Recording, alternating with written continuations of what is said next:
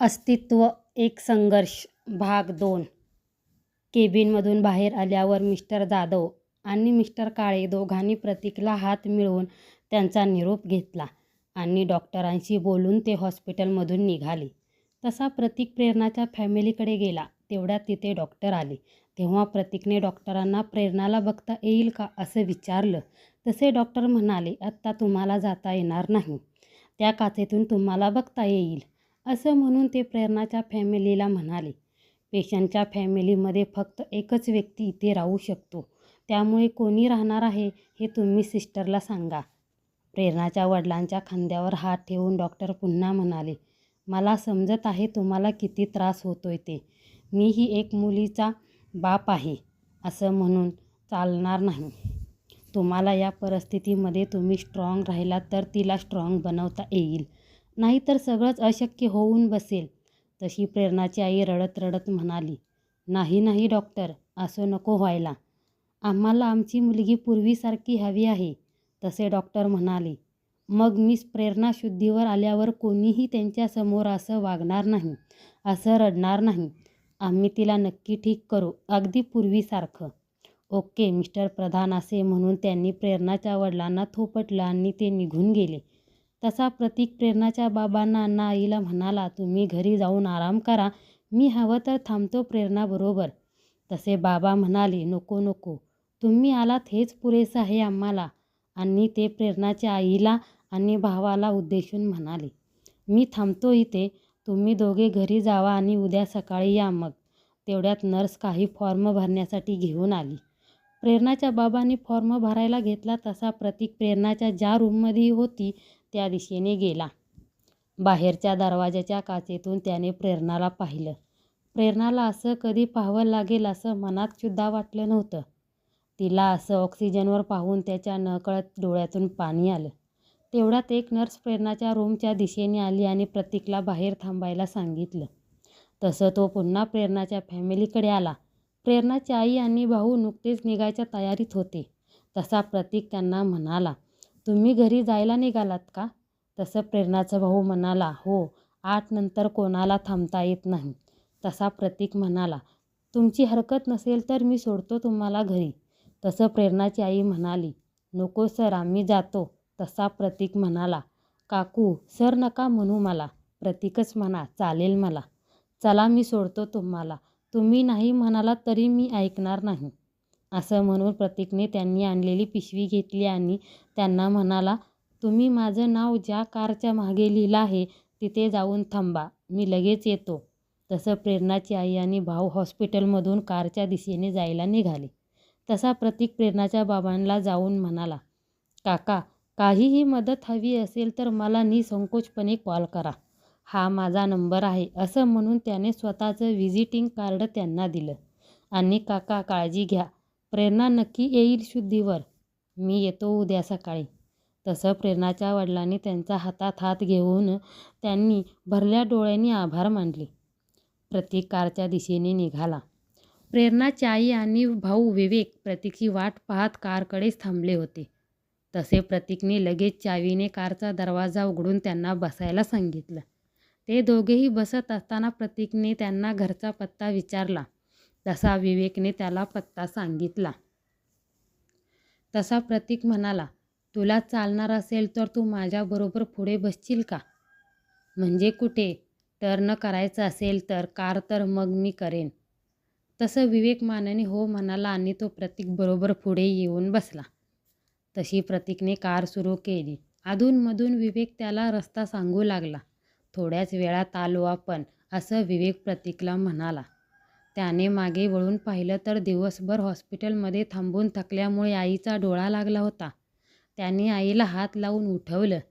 तोपर्यंत प्रतीक हातात बॅग घेऊन कारमधून चावी घेऊन उतरला. तशी आईसुद्धा उठून कारमधून उतरली.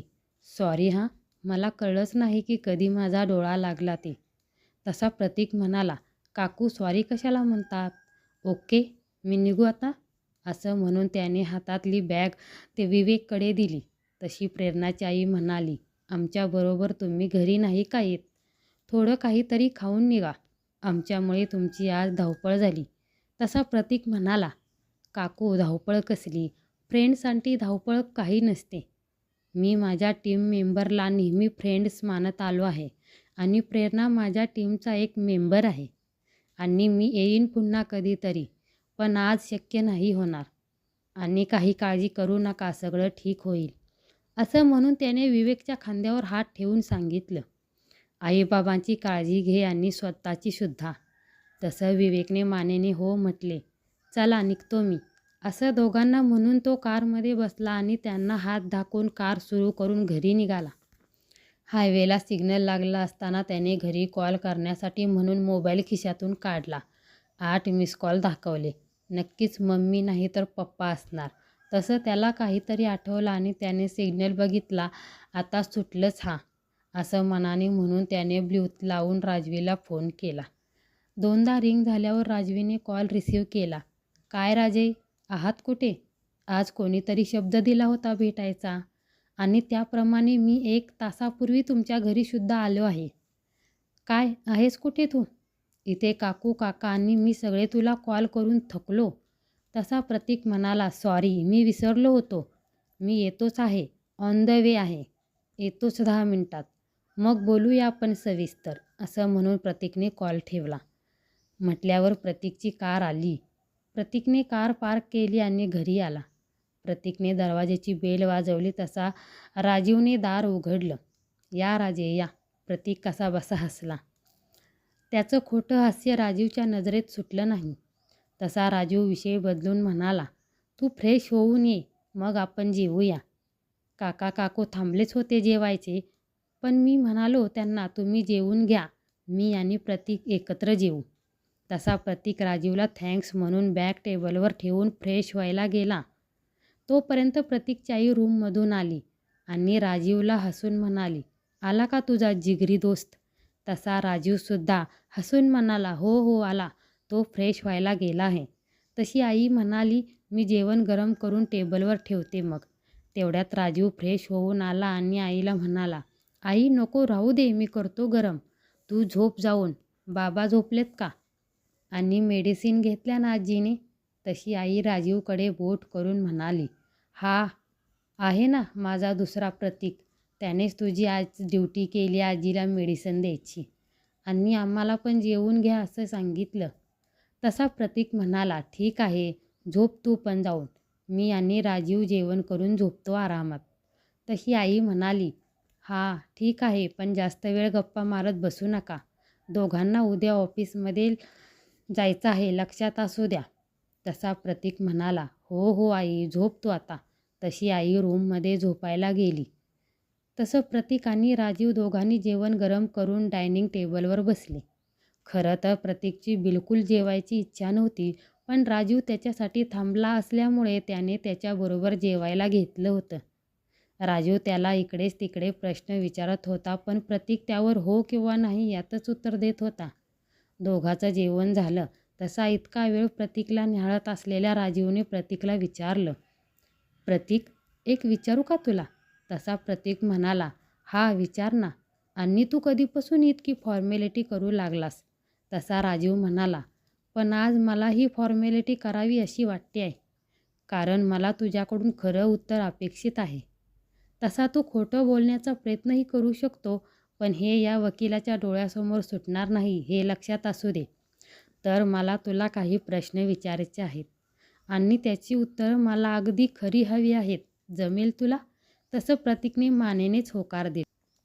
तसा राजीव जणू काही कोर्टातच असावा त्या सुरात म्हणाला, तर मला सांग, तुझी माझ्याशी आज घरी भेटण्यासंदर्भात जे बोलणं झालं होतं त्या दिवसापासून अगदी कालच्या दिवसापर्यंत सगळं काही चांगलं होतं. मग आजच्या दिवशी असं नक्की काय घडलं आहे जे तुला तू ठेवलेला प्लॅनही लक्षात नाही आणि कॉल करायचंही भान राहिलं नाही? कोणत्याही कारणाने डिस्टर्ब होणाऱ्यातला माणूस तू नाही. जितका मी तुला ओळखतो ना, तितकं कोणी तुला ओळखत नसावं. प्रतीक बराच वेळ शांतच होता.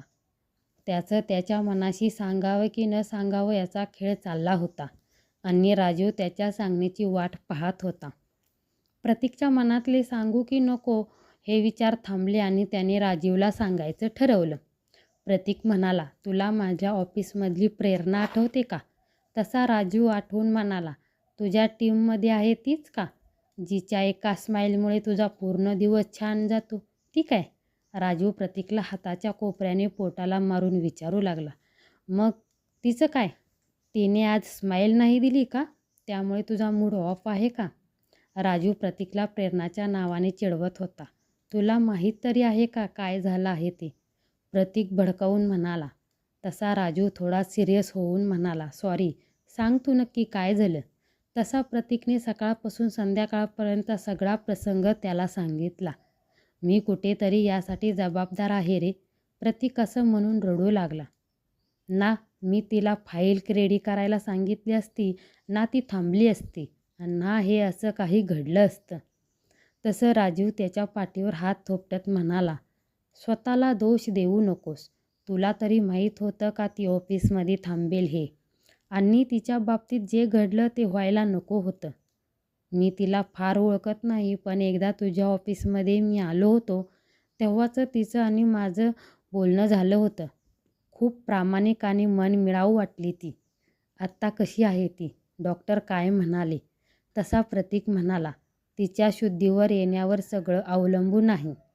मला त्या माणसाचा खूप राग येतोय.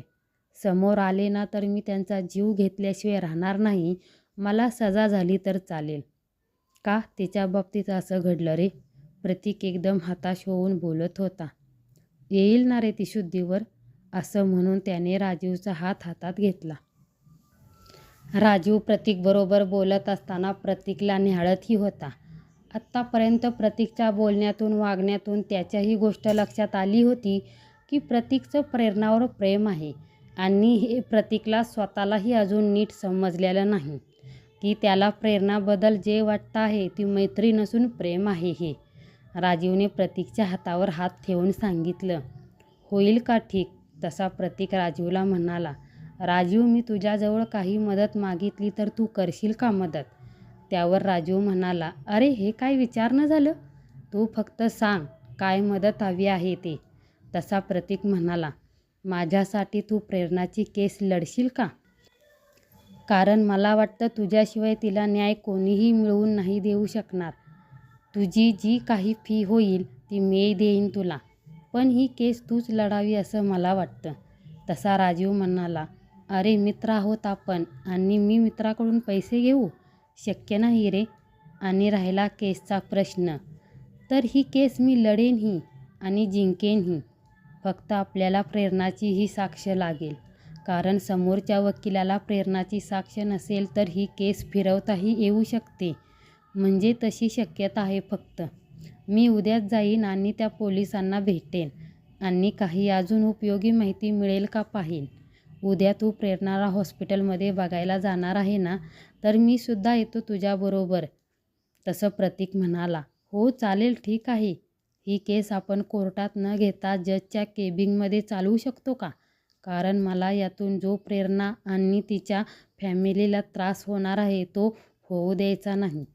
तसा राजीव म्हणाला, हो त्यासाठी आपण ते करतो, ते मी सगळं हँडेल, काळजी करू नको. आणि उद्या हॉस्पिटलमध्ये असा पडलेला चेहरा घेऊन जाऊ नकोस. चल आता झोपायला, असं म्हणून राजीव प्रतीकला रूममध्ये घेऊन आला. दोघे एकमेकांचे मित्र कमी पण भाऊ जास्त होते. राजीव जेव्हा कधी प्रतीकच्या घरी आला की प्रतीकच्याच रूममध्ये झोपत होता. राजीव बेडवर पडल्या पडल्या झोपला, पण प्रतीकला झोप काही लागत नव्हती. तो प्रेरणाचे त्याच्या मोबाईलमधले ऑफिस फंक्शनचे मध्ये काढलेले फोटो बघत बसला होता. तेवढ्यात मोबाईलच्या लाईटने राजीवला जाग आली. त्याने पाहिलं की प्रतीक प्रेरणाचे फोटो पाहत आहे. तसा राजीव मनात म्हणाला, हा म्हणजे मला जे प्रतीकला पाहून जाणवलं ते खरं आहे. तर हा प्रेरणावर प्रेम करतोय आणि त्याला अजून हे समजत नाही. आणि राजीव पुन्हा झोपी गेला. दुसऱ्या दिवशी प्रतीक नेहमीपेक्षा लवकर उठला. खरं तर उठण्यासाठी झोप ही लागायला पाहिजे. तो आंघोळ करून आला. त्याने राजीवला आवाज दिला. तसा राजीव उठला आणि आळस देत म्हणाला, अरे तुझी आंघोळ पण झाली? मला वाटलं तू उशिरा उठशील. ओके थांब, थोडा वेळ मी पटकन आवरतो. तसा प्रतीक म्हणाला, मी निघतोय ऑफिसमध्ये, तो मला तिथेच भेट. मग आपण तिथून पुढे हॉस्पिटलमध्ये जाऊ. चल, मी तयारी करून निघतो आता. तसं राजीवने मानाने हो म्हटलं. प्रतीकने तयारी केली आणि आईला हाक मारली, आई मी ऑफिसमध्ये जातोय. तशी आई म्हणाली, अरे नाश्ता तर करून जा. तसा प्रतीक म्हणाला, नाही आई, मी ऑफिसमध्ये करेन. तसा राजीव त्या दोघांचं बोलणं ऐकून रूममध्ये आला. तशी आई म्हणाली, अरे तुझ्यासाठी एवढ्या लवकर उठून मी नाश्ता बनवला, पण तुला तर खायचं पण नाही. तसे न्यूजपेपर वाचत असलेले बाबा म्हणाले, अरे ती एवढं फोर्स करते तर 4 घास खाऊन जा. पण प्रतीक म्हणाला, ठीक आहे, एक काम कर, तू मला डबा दे, मी ऑफिसमध्ये खातो. जशी आई किचनमध्ये गेली तसा प्रतीक लगेच म्हणाला, हे बघ मी निघतोय, थोडं काम आहे ते करतो लवकर जाऊन, तू ये नंतर ऑफिसमध्ये. आणि प्रतीक लगेच ऑफिसमध्ये जायला घरातून निघाला. इथे आई डबा घेऊन बाहेर आली. बघते तर प्रतीक कुठे दिसेना. तिने राजीवला विचारलं, प्रतीक कुठे आहे? तसा राजीव म्हणाला, तो गेला ऑफिसमध्ये. तशी आई रागातच म्हणाली, मग आता या डब्याचं काय करू मी? तसा राजीव म्हणाला, काकू मी जाणार आहे त्याच्या ऑफिसमध्ये, तर मला घेऊन ये म्हणाला. तशी आई शांत झाली. तू पण ऑफिसमध्ये जाऊन नाश्ता करणार की काय? तसा राजीव प्रतीकच्या बाबांच्या बाजूला जाऊन बसून म्हणाला, छे छे, मी इथेच काकांना कंपनी देऊन खाणार आहे. तशी आई हसून डबा घेऊन आत गेली. तसे प्रतीकचे बाबा हळूच राजीवला म्हणाले, तुमच्या दोन्ही मित्रामध्ये काय एवढं सिक्रेट चालू आहे? तसा राजीव हसून म्हणाला, सिक्रेट आहे पण आणि नाही पण. तसे प्रतीकचे बाबा म्हणाले, म्हणजे? तसा राजीव म्हणाला, काका बोलू आपण यावर. मी आंघोळ करून येतो, मग आपण नाश्ता करूया. असं म्हणून राजीव बाथरूममध्ये गेला. थोड्या वेळाने राजीव आंघोळ करून डायनिंग टेबलवर नाश्त्यासाठी आला. तर तिथे आजोबाच्या बाजूला प्रतीकची आजीसुद्धा होती. तसे बाबा म्हणाले, अरे बस ना. तसे प्रतीकचे बाबा राजीवला म्हणाले, हा काय सांगणार होतास तू मगाशी? तसा राजीव मनात म्हणाला, छे, आत्ताच विचारायचं होतं का हे काकांना? एकतर प्रतीकच्या आजी म्हणजे जिवंत तोफगाडा, कधी त्या भडकतील काही सांगता येत नाही. आणि मी यांच्यासमोर प्रेरणाचा विषय काढला ना, तर माहीत नाही या कशा रिॲक्ट होतील. राजीव काही बोलत नाही हे पाहून आजी म्हणाल्या, अरे काहीतरी विचारलं तुला याने, कुठे हरवलास? आजीचा तो धारदार आवाज ऐकून राजीव मनात म्हणाला, आत्ता आपलं काही खरं नाही. तसं राजीव काही साठवून म्हणाला, हा काका, ते मी तुमच्याकडे अजून काही दिवस राहणार आहे हेच सांगायचं होतं मला मघाशी. हे खरं तर प्रतीकचं सांगणार होता, पण त्याला लवकर जावं लागलं ऑफिसमध्ये, त्यामुळे राहून गेलं. तशा आजी म्हणाल्या, अरे महिनाभर राहा. आणि नुकताच नाश्ता घेऊन येणाऱ्या प्रतीकच्या आईकडे पाहत त्या म्हणाले, तुला कोणी कशासाठी नाही म्हटलं तर सरळ माझ्याकडे यायचं. आणि काय ग नंदा, माझ्या प्रतीकला नाश्ता दिलास की नाही? तसं आईच्या घशातून आवाज निघेना. आत्ता आजी होत्या तशा की भल्या भल्यांची बोलती बंद करतील. तसं प्रतीकच्या बाबांनी राजीवकडे इशारा केला. तसा राजीव म्हणाला, ते प्रतीकने मला आणायला सांगितलं आहे ऑफिसमध्ये नाश्ता. त्याची मीटिंग आहे ना, त्यामुळे तिथेच घेऊन ये म्हणून. तसं आजी म्हणाल्या, असं आहे तर मग नंदाला नाही का काही सांगितलं त्याने? तसं राजीव पुन्हा म्हणाला, ते काकू किचनमध्ये होत्या ना, त्यामुळे त्यांना नाही माहीत. काकू द्या नाश्ता, मी खातो आणि निघतो. असं म्हणून राजीवने काकूंच्या हातातून पोहे घेऊन काकांना आणि स्वतःला घेतले. तशी प्रतीकची आई पुन्हा किचनमध्ये गेल्या. आजी तुम्ही नाही का करणार नाश्ता? राजीवने खाता खाता विचारलं. तशा आजी म्हणाल्या, अरे माझा सकाळचं पारायण झालं की मी घेते चहा. तू आला आहे म्हटलं, आधी थोडा वेळ बोलते तुझ्याबरोबर आणि मग करू म्हटलं पूजा. चल आता तू नाश्ता कर आणि सांभाळून जा हां. मी आता पारायण करायला जाते.